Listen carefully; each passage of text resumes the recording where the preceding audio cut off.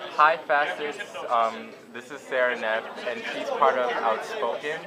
Outspoken is a group we're a part of, and it's basically for LGBT individuals who want to raise awareness and educate and do activism for the LGBT community.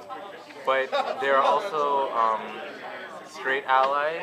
An ally is someone who usually identifies as straight, but it can be anyone. Allies also have coming out stories. So we want to talk about our 7 hour training, our coming out training. So is there anything you learned from doing training as an ally? Well, I didn't realize how much of a coming out story I actually had. Yeah. Because I'm a straight ally, so I thought I'd never had to come out. Yeah. But you do kind of have to come out as an ally. It's not a moment per se, but neither is any coming out story. It's a process. Like, I had a speak out panel yesterday, and I ended up having my coming out story. It was like completely different from the one I told when we were doing the training. Yeah, it wasn't completely different, but the focus was different. So like I expanded on more parts and stuff like that. But my coming out story, I won't exactly share that with you. My coming out story ended up being me learning about gay, bisexual, transgender, gray sexual, asexual, and other identities. And supporting my friends who are out, and my journey in personal growth.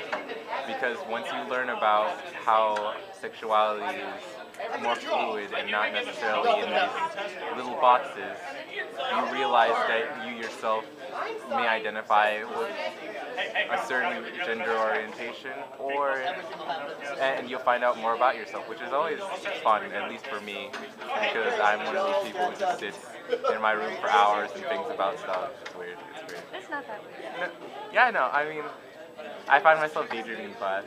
You're like, what are you thinking about? I try not to in class, but I do daydream. Yeah. Sarah, do you want to tell them about your coming out story? Well, yes. How intriguing. Yeah. Do tell. Well, my coming out as an ally started in high school with National Day of Silence because it became this huge thing in my high school, my sophomore year. And there was the silent side, and we all had our "Oh, love is wonderful" t-shirts, and then there was the other side that had t-shirts that said "straight is great," which in and of itself is a fine statement. I'm straight and it's friggin' great, but I knew what they meant by it. It seemed a little bit off. And the back of their shirt said "God created Adam and Eve, not Adam and Steve." So that was kind of a big thing. Yeah. So ever since then, I just slowly got more involved, and once I got to college, I joined Outspoken. Sleep outside in the cold for Outspoken. Ha! Ha! Get rained on by a sprinkler for Outspoken. I left early, so I was happy about leaving at 4:30. We camped out on the flagpole. They don't know where the flagpole is. On campus. We camped out on campus on concrete, and it was like 5 below freezing. Yes. It was? Wind chill ended up being 27. I did not know that. Nope. Yeah. Thank God I had like 5 blankets. And I left at 4:30. And then they got sprinkled on. I left at like 6:30 because the sprinklers went off and ruined my cardboard shelter. Yeah. But we were there to raise awareness about homeless LGBT youth. In Detroit. And now I know what it feels like because they probably get rained on all the time and it sucks. Well, do you want me to say it? Because I did realize something about myself at training. No. I really did. It was the part where we had to write our coming out story. So I already had a few things that I thought of. And then suddenly I'm sitting there and I'm like, wait a minute. All this other stuff is coming to mind. And I realized I didn't so much have to come out to other people, I had to come out to myself as a sexual being.